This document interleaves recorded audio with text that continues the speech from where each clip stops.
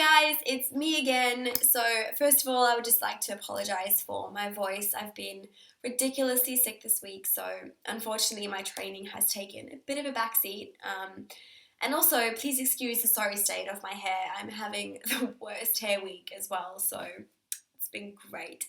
But I think it all kind of ties in with what I wanted to focus today's video on, which is how to stay motivated in the winter months. For those of you who live in Australia, you will know that the clocks went back an hour on the early hours of Sunday morning, so it's getting a bit darker, a bit earlier, and it's definitely getting heaps colder as well. So I know firsthand how incredibly difficult it can be to get out of bed and go to the gym, especially when all you want to do is stay cuddled up with an entire tub of Ben & Jerry's ice cream, which is exactly how I spent my Friday night. Hashtag YOLO.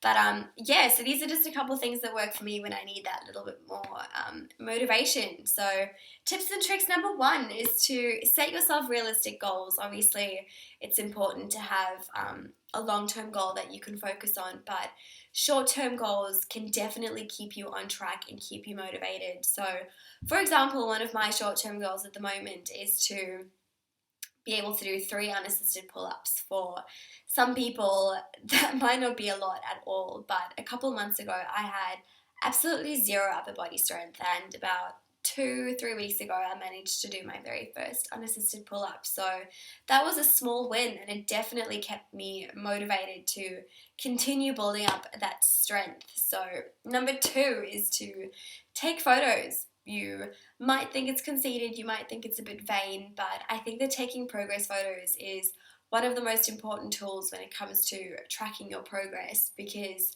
scales aren't always that accurate. You know, you could lose heaps of fat in kilograms, but gain heaps of kilograms worth of muscle. So I think that it's important to, if you are going to take progress pictures, to try to take them under the same conditions. If, for example, you take one on a Monday morning at 9 o'clock on an empty stomach, try do the same thing when you take the next one, because it kind of gives you a constant to measure all your pictures across. And that leads me into number 3, which is post those photos on Instagram.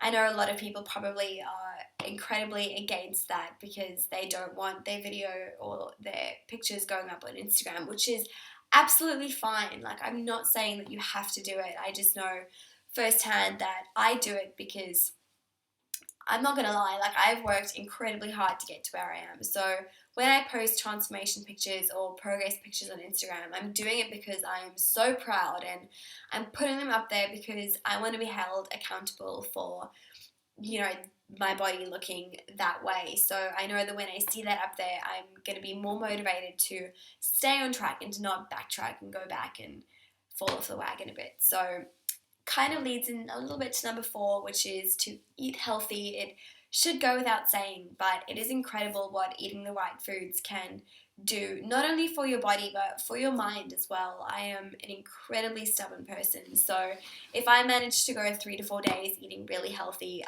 my stubbornness kind of kicks in a bit, and I'm like, oh no, I'm not going to fall off the wagon. I'm going to be healthy, I'm going to eat good food, and I'm going to nourish my body. But I'm not saying don't go out and have a cheat meal. Go out, have a cheat meal once a week. I know I sure do, and it is probably my favourite night of the entire week. So yeah, those are just a couple things that managed to keep me going.